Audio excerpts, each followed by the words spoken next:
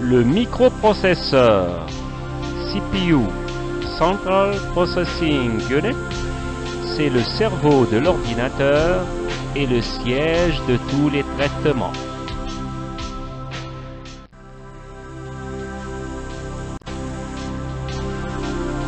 Architecture du microprocesseur. Le processeur est constitué d'un ensemble d'unités fonctionnelles reliées entre elles. L'architecture d'un microprocesseur est très variable d'un modèle à l'autre. Cependant, les principaux éléments sont les suivants: unité d'instruction et unité d'exécution.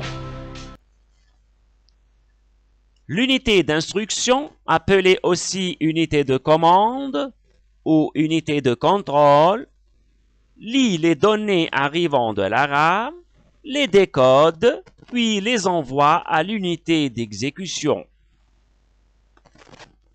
Elle contient notamment les éléments suivants: un séquenceur ou bloc logique de commande, chargé de synchroniser l'exécution des instructions au rythme d'une horloge.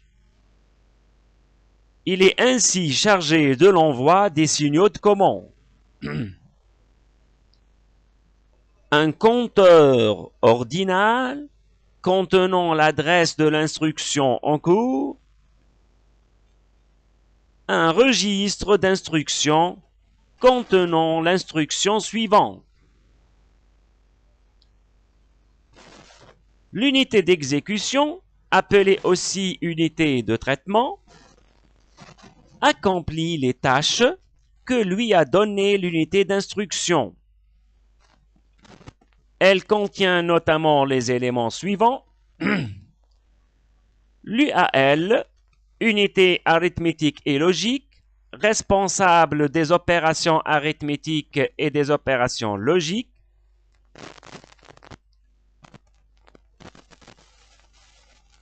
L'unité de virgule flottante, notée FPU pour Floating Point Unit, qui accomplit les calculs complexes à virgule flottante. Ces circuits sont apparus avec la configuration 486DX, là où on parlait des coprocesseurs. Le registre accumulateur, là où l'unité arithmétique et logique stocke instantanément et provisoirement les résultats intermédiaires, et le registre d'état qui enregistre les différents états du registre accumulateur.